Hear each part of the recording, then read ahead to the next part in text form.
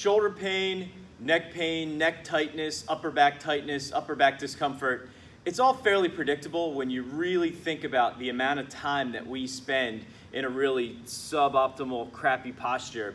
Think about the amount of time you spend hunched over a keyboard, hunched over a steering wheel, or hunched over your cell phone. Right, so what we're going to go over today is 5 simple fixes you can perform regularly on your own with minimal equipment to help alleviate some of this shoulder pain, neck pain, upper back tightness. Right? One of the things to remember throughout each of these exercises we're going to go over is the importance of your upper body positioning, your upper body posture. At no point during any of the reaching moments do I want you to just kind of allow yourself to fall into extension or rise up into extension.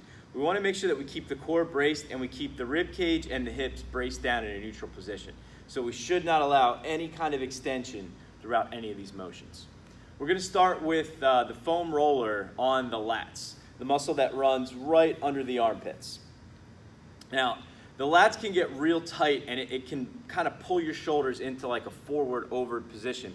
So the first thing we're going to do is mobilize simply by rolling out your lats with a foam roller. All right, so I'm going to get down to the ground. Lean to the left-hand side, left arm fully extended out. You're going to kind of get your hips up off the ground and we're just going to roll up and down. On each of these exercises, you're going to look to get anywhere from 10 to 20 reps, but it's not bad advice to simply roll until you feel a little bit better, until you feel a little bit looser. Right?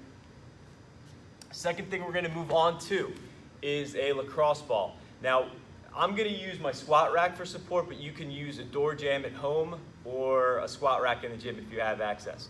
I'm going to take the ball, I'm going to pin it between the squat rack and my chest, right up towards the shoulder.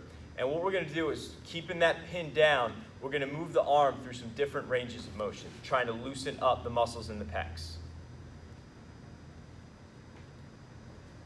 And so I'm going to jam it in here. Arms nice and straight. Rib cage pulled down, core tight. We're going to reach up overhead. 5 to 10 reps there.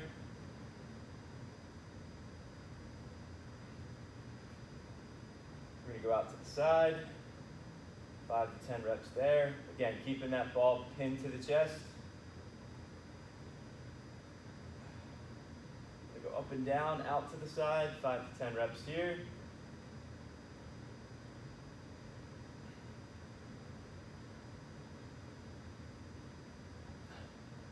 Then we're going to go up overhead, 5 to 10 reps here.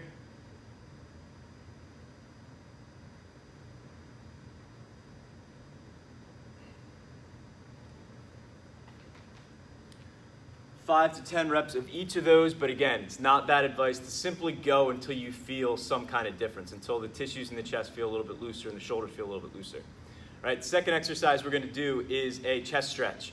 I'm going to use the squat rack again for support, but once again, you can use a door jamb for this. I'm going to reach up, tuck my hand into it. Again, making sure that the rib cage stays down. You're going to kind of turn away until you feel a stretch in the chest. You want to take some deep, relaxing breaths. Don't worry about holding for time. Focus more on taking 10 to 20 real deep, relaxing breaths. In through your nose, out through your mouth.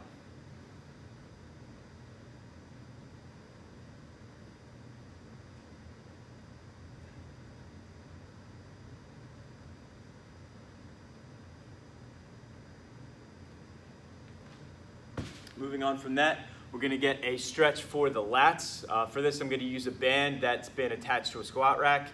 Again, you could probably use this by taking a band into a door jamb. It also might not be a bad idea to just have somebody hold the other end of the band. Either way, we're going to look to stretch the lats. So I'm going to grip up the band with the palms facing up. Step back. I'm going to swoop my right foot back around the left side of the body. Keeping good posture, keeping the rib cage pulled down, and we're feeling a stretch.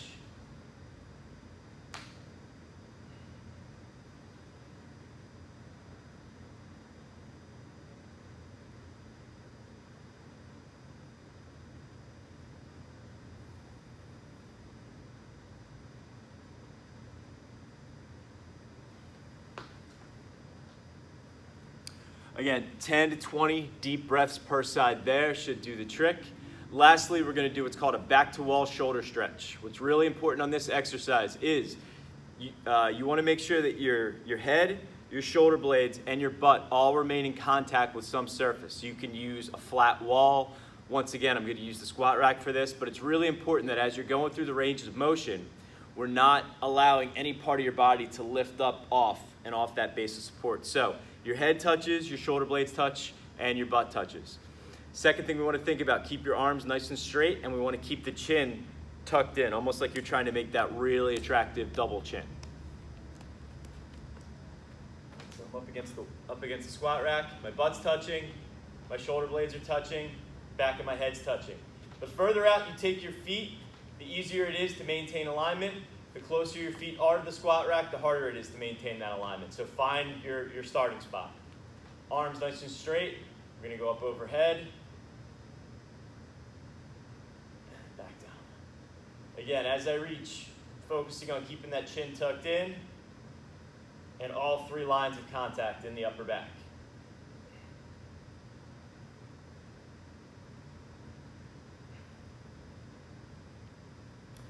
If you're somebody who sits with a real kind of shoulder slump posture, it's not a bad idea to get a little bit of a shrug through the shoulders at the top. If you're someone whose shoulders are really, really tipped forward, it's not a horrible idea to try to pull those shoulder blades back and together at the top. But performing those 5 exercises regularly, even if you can't get to it 7 days a week, if you can get anywhere from 4 to 6 days a week, should provide some kind of relief to the discomfort in your shoulders. I like to do those before each workout, each upper body workout, and then I'll use some of those exercises as fillers between heavy sets of deadlifts or lower body exercises. So try to get this